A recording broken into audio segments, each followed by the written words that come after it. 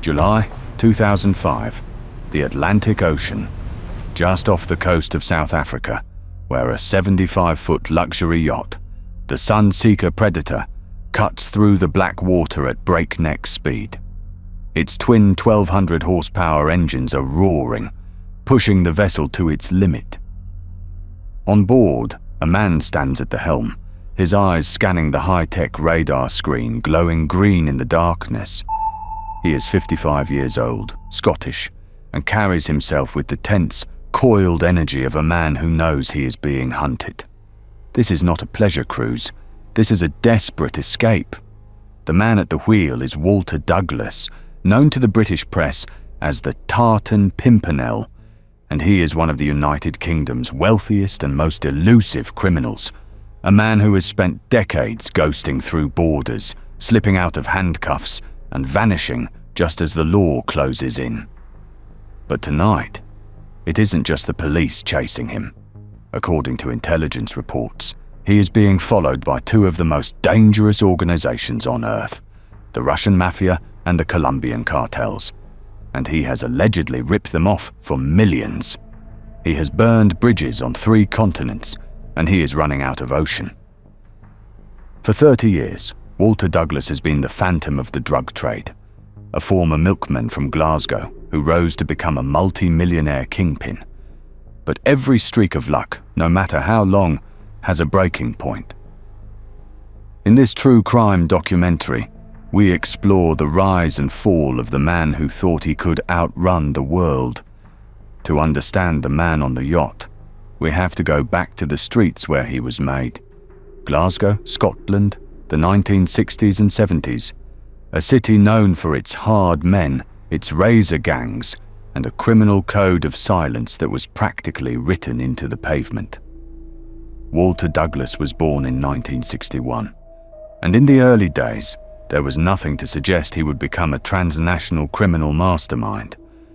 He wasn't born into a crime family royalty. He was, quite literally, the milkman. He followed his regular milk route at first light, leaving bottles on doorsteps as the day began. It was the honest work, but it was slow money, and Walter Douglas had an appetite for fast money, which is why he turned to a life of crime. He started by stealing low-value items, small amounts of cash, and shoplifting on occasion, which gave him a small taste of what criminal life would be like. But what this doesn't show is the darker side to that life. But Douglas possessed something that many of his street-level peers lacked: a sharp corporate intellect. He didn't just want to steal, he wanted to organize. By the 1980s, crime in the UK was changing. The old-style armed robbers, the ones who robbed banks and cash vans, were starting to fade out, and in their place came a new kind of criminal, people who understood how drugs moved from place to place. Cannabis was coming into the country in huge amounts, and people could not get enough. Douglas saw how it really worked, and he understood that moving drugs was not about violence or brute force, but about getting goods from one place to another. To him, it was no different from import and export. He started building contacts, not only in Glasgow, but in the main centres of European trade, especially the Netherlands and Spain. He teamed up with a man called Brian Doran, and together they laid the foundations for what would later be known as the Delta Crime Syndicate. The Delta Syndicate was not a street gang, it was run like a business. They created legitimate fronts, companies that exported plants and luxury cars, which was the perfect cover, since no one questioned a lorry full of ferns or a shipment of second-hand Jaguars. Hidden inside the frames of those cars and packed beneath the soil of those plants were tons of cannabis resin from Morocco and hashish from the Netherlands. By the late 80s, the milkman had disappeared, and in his place was a man in tailored suits, flying first class, quietly moving millions of pounds worth of drugs past customs and excise, the government officials responsible for inspecting imports, collecting taxes, and stopping illegal goods at the border. To understand how far Douglas had risen, you have to look at the people around him. He was no longer mixing with local hard men. He was spending time with some of the most feared names in the British underworld. One of them was Charlie Wilson, who had been the treasurer behind the Great Train Robbery, the crime that shocked the country. After breaking out of prison and spending years on the run, he ended up in the drug world, dealing in cocaine and cannabis, connecting the old-school criminals who saw themselves as professional thieves with the harsher, more brutal world of international drug trafficking. In 1990, the underworld was shaken to its core when Charlie Wilson was relaxing at his villa in Marbella, preparing a barbecue for his wedding anniversary.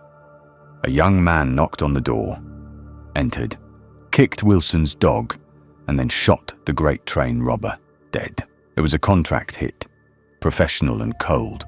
Spanish police and British detectives scrambled to find the connection, asking who had the power or the audacity to order a hit on a man like Wilson, and their eyes turned to Walter Douglas. Douglas was brought in for questioning because the police had a lead, a car seen near the scene of the murder, and it was a vehicle linked to Douglas. The suspicion was that Douglas had provided the wheels for the hit team. This was a pivotal moment because if Douglas was charged with conspiracy to murder, his rise would be over before it truly began. But Douglas was cool under pressure, and he sat across from the detectives and laid out his defense. Yes, the car was his, but he hadn't been driving it. He claimed he had lent the vehicle to a man named Tony McVitie, the son of another infamous figure, Jack the Hat McVitie, who had been murdered by the Cray twins decades earlier. More importantly, Douglas produced an alibi, a flight ticket and a hotel receipt proving he was not even in Marbella when the bullets were fired, as at the time he was in Tenerife on business. The police couldn't break it. The alibi held, and Douglas walked out of the station a free man. But the questioning changed everything. He was no longer just a trafficker. He was now a person of interest at the highest levels of organized crime. And from that moment on, he was on the radar of law enforcement. By 1994, the Delta Syndicate was moving the product on an industrial scale, having graduated from trucks to freighters. Douglas and his partners, including Brian Doran, had purchased a ship, the Britannia Gazelle, which was a rusted, unassuming freighter, the kind that tramps up and down the North Sea unnoticed. But in the early months of 1994, the Britannia Gazelle was sitting on a secret, 18 tons of hashish. To put that in perspective, that is heavier than 3 African elephants, and in street value, it was estimated at £60 million, which was a retirement haul, one shipment to set them up for life. But they didn't know that the game was rigged, because since the early 90s, a massive multi-agency task force had been tracking them. It involved the British Customs Service, the American DEA, and a Dutch National Police unit set up to investigate serious organised crime, known as the IRT.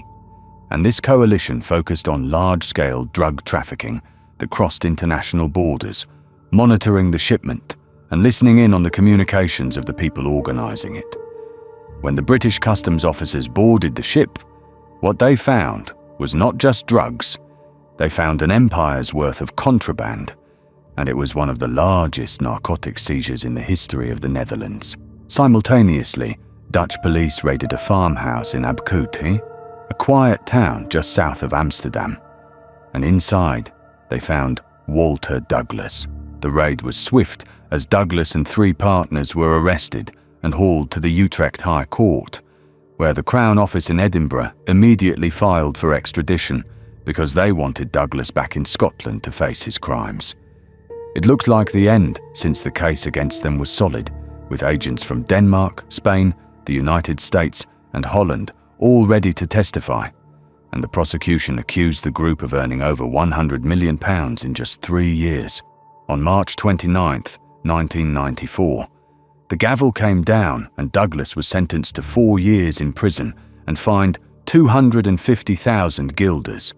Douglas headed to the Costa del Crime, the southern coast of Spain, which during the 1990s had become a safe haven for British gangsters. Extradition rules were weak, corrupt officers could be bought, and life moved slowly under constant sunshine. He took on the name Terence Tompkins, and he did not live like a man on the run. He lived like a retired businessman. He drove expensive cars, dined in Marbella's best restaurants, and ran his criminal empire from the comfort of his villa, far from the reach of the police. But the Spanish authorities were not sitting back. They knew Douglas was in the country. They just could not catch him. But then, something crazy happened. Or rather, a legal technicality that Douglas would exploit with surgical precision. At the time, the Dutch police were embroiled in a massive scandal known as the IRT affair, and it later came out that, in their push to catch major drug bosses, Dutch detectives had allowed huge amounts of drugs onto the streets to make their informants look credible. Even worse, they had used illegal phone taps that were never properly approved by a judge. Douglas's lawyers moved fast, saying the case against him was built on poisoned evidence and that the phone taps were illegal, which meant the arrest itself was compromised. While the appeal was moving through the courts, a judge made a choice that would trouble police for years. He granted Walter Douglas bail. Douglas walked out of a Dutch prison, officially free while he waited for his appeal hearing, and he was ordered not to leave the country. He said he would stay, but Douglas had no plans to return to a cell, and within hours of his release, he disappeared. By the time the authorities realized he was gone, he was already a ghost, and this is when the tartan pimpernel was born. The nickname Tartan Pimpernel was a reference to both Douglas's background and his reputation. Tartan pointed to his Scottish roots, while Pimpernel came from the Scarlet Pimpernel, a character famous for escaping capture time after time by outthinking the authorities. Put together, the name described a Scottish criminal who repeatedly slipped through police hands, vanishing just when it seemed he was finally cornered. For the next 12 years, Walter Douglas was the target of an international manhunt. His face flashed up on screens at border crossings across Europe, and he appeared on Interpol's most wanted lists, yet he was not hiding in a remote cave or sealed inside a bunker, as he chose to hide in plain sight. In 1996, Spanish customs officers launched a major sting, and for 2 years they followed his movements, gathered intelligence, and planned the arrest.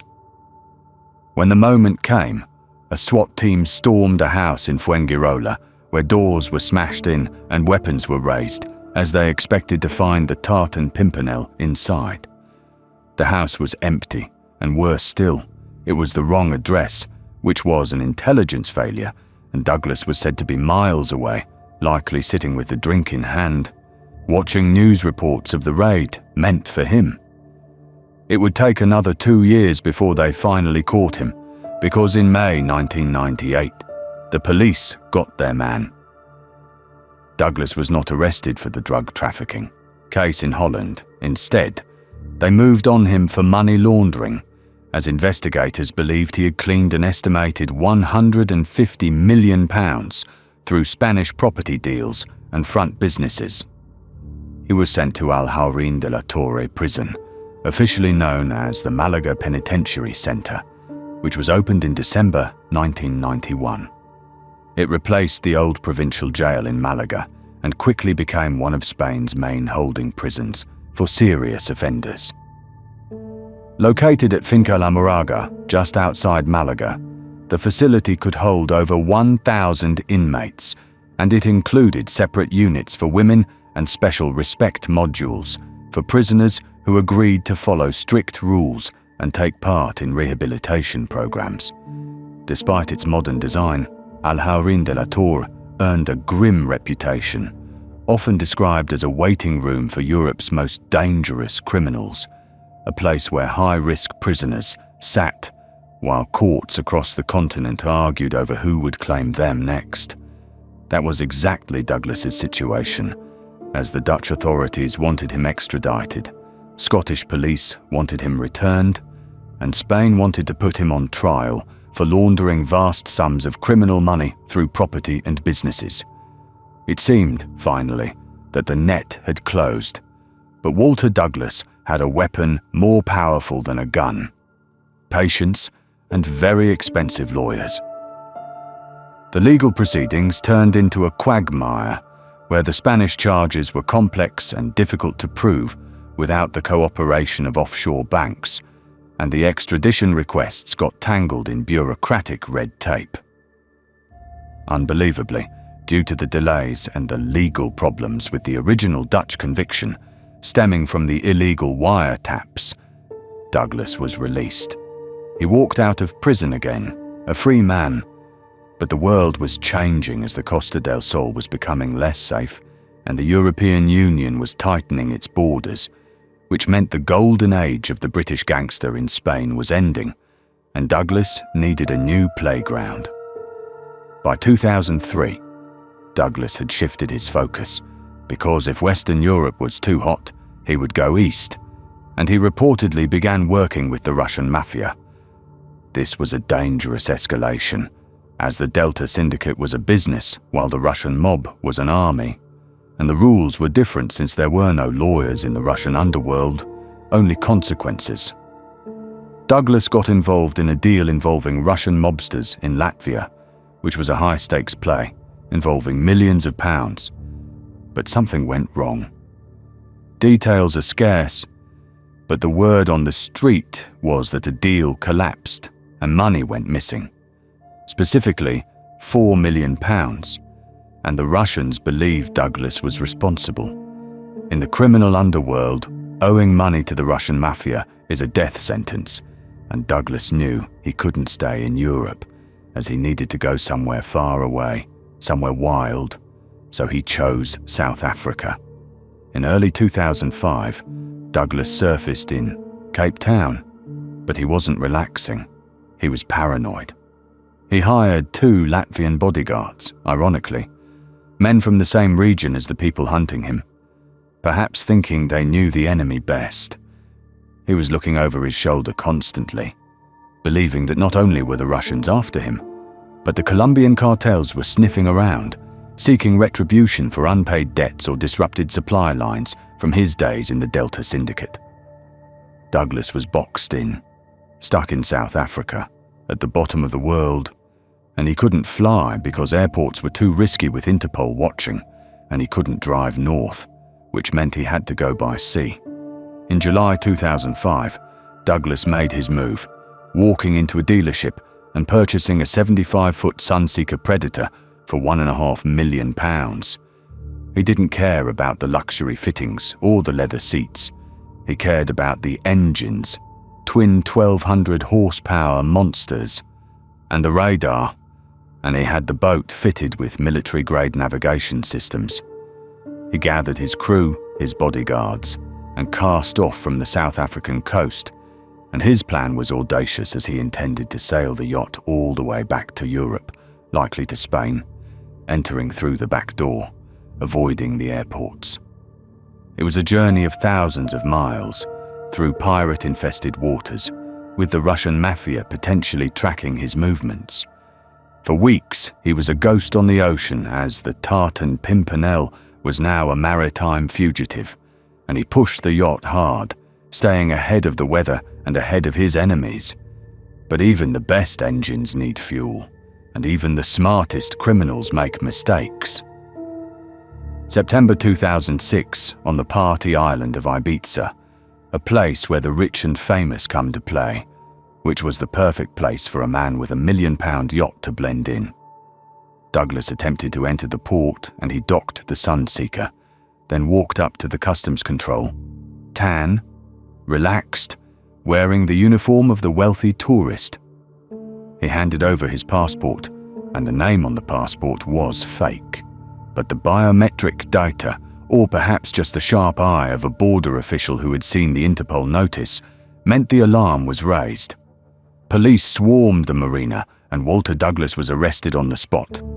A judge in Marbella had issued the warrant and they flew him to the mainland. This was it, as the Russians hadn't got him. The Colombians hadn't got him, but a customs check in Ibiza had ended the run. He was interrogated and the Spanish authorities were ready to throw the book at him, but then the tartan pimpernel played his card again.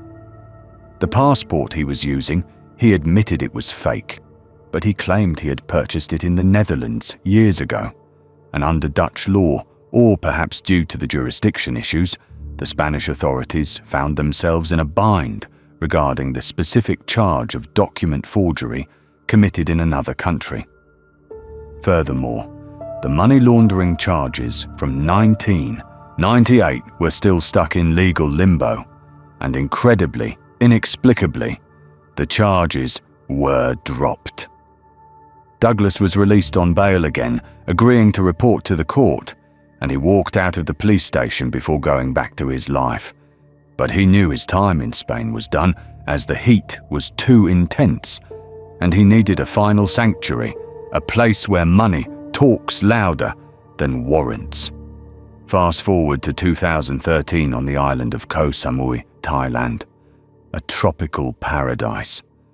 On the beach, there is a club called Dreamers, which is a high-end venue, thumping with bass, filled with tourists, and the owner is a charismatic older man with a Scottish accent who calls himself Bobby Brown.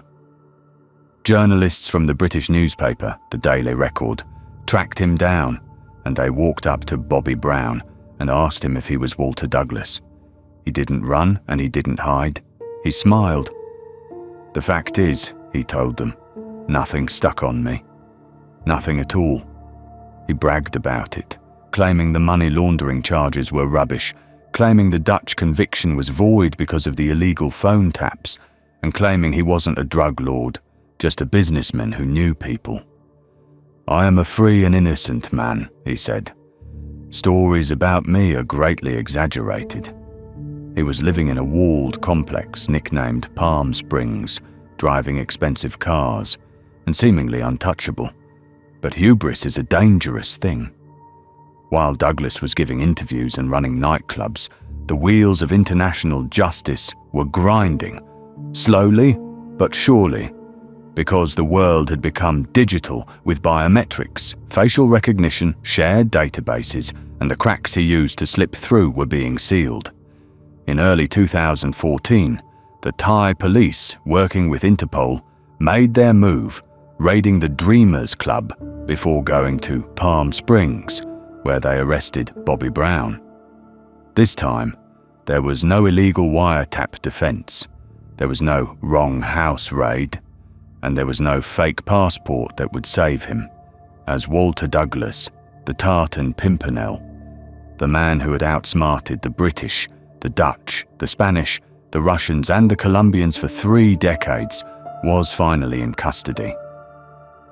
Walter Douglas's story is a testament to the allure of the criminal life, the wealth, the adrenaline, the power, and for 30 years, he lived a life that most people only see in movies.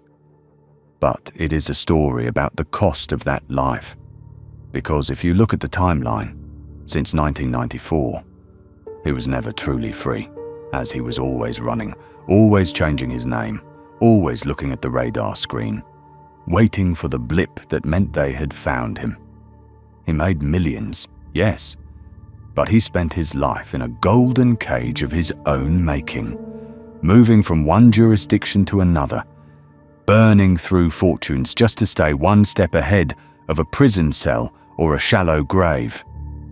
They called him the Pimpernel because they sought him here, they sought him there. But in the end, the law doesn't need to be fast, it just needs to be inevitable. And for Walter Douglas, the inevitability of his downfall was written the moment he delivered his last bottle of milk and decided he wanted more.